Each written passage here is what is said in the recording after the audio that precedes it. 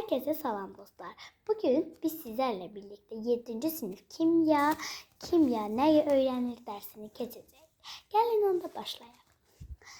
İnsanlar öz yaşayış tərzini yaxşılaşdırmaq və asanlaşdırmaq üçün daim mürəkkəb çevrilmələr, kimyəvi proseslər apararaq təbiətdə olan maddələrdən yeni maddələr, plastik kütlələr, sintetik kauçuklar və liflər, dərman maddələri və s. istehsal edirlər. Yəni birinci şəkildə göstərir.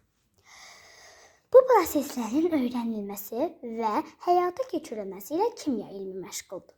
Yəni burada bizə bildirmək istəyib ki, həmin elədiyimiz bu proseslər kimya ilə məşğuldur. Kimya maddələr, onların quruluşu, alınma üsulları, xassələri, bir-birlərinə çevrilmələri və bu çevrilmələri müşahidə edən hadisələr haqqında elmdir. İndi biz gələcəkdə, yəni gələn dərsimizdə maddələr, onların tərkibini, quruluşunu, xassələrini keçəcəyik. Maddə, məsələn, kimya elmində bir maddədir, dəmir. Dəmir bir maddədir. İndi gələcəkdə keçəcək ki, dəmirin quruluşu, xassəsi və s. Təbiətdəki maddələr dəyişməz qalmır, daim bir-birinə çevrilir. Yəni, daim bir-birinə çevrilmək demək odur ki, məsələn, bir kağızdır, vərəqdir.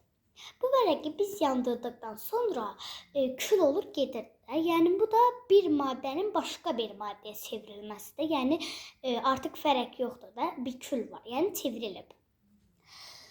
Məsələn, qapısı və pəncərələri bağlı olan sinif otağının havasında dərsin sonuna yaxın oksigen qazının miqdarı azalır, karbon qazının miqdarı isə artır. Yəni, burada da bizə bildirmək istəyib ki, yəni, məsələn, biz bir müddət ərzində qapalı bir yerdə qalsaq, bizim nəfəsimiz kəsilər, nəfəs ala bilmərik, oksigen olmaz da orada. Yəni, burada da sinif otağının qapıları bağlıymış ki, oksigen də olmayıb. Buna görə də fasilə zamanı sinif otağının havası dəyişdirilməlidir.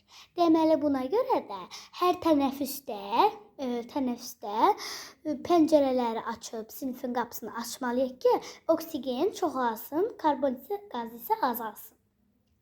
Yaşıl bitkilər böyümə prosesində havadan karbon qazını, torpaqdan isə suyu və mineral maddələri mənimsəyərək özləri üçün lazım olan üzvi maddələr hazırlayır və havanı oksigenlə zənginləşdirir. Burada da bizə bildirmək istəyib ki, məsələn, biz qapımıza bir ağac əkmişik. Elə zənn edək ki, torpaq onun yeməyidir, su isə onun suyudur da, yəni onu içir. Beləliklə də o böyüyür, bir ağac olur və o ağac bizə oksigen ilə zənginləşdirir, o ağac bizə oksigen qazı verir. Bitki və heyvan qalıqlarının çürüməsi nəticəsində əmələ gələn maddələr torpağı münbirləşdirir. Deməli, məsələn, torpaqda sıçan ölüb, sıçanın qalıqları torpağa yapışaraq onun cəsədi torpağa yapışır və torpaqla bir olur. Yəni, bu da torpağı münbirləşdirir. Kimya fənni digər fənlərlə biologiya, fizika, riyaziyyat, tibb, astronomiya, coğrafiya, həyat bilgisi, təsvir incəsənət və s. ilə sıx əlaqədədir. Yəni, burada da bizə bildirmək istəyib ki, məsələn, kimya fənnində elə dərslər var ki, o biologiya ilə əlaqəlidir, məsələn, riyaziyyat ilə əlaqəlidir, fizika ilə əlaqəlidir, təsvir incəsənət əlaqəlidir. Yəni, onlar da bu deməkdir ki, bir-birlə sıx əlaqədədir. Bəli dostlar, bugünlük dərsimizin sonuna gəldik. Sağ olun, görüşənədək.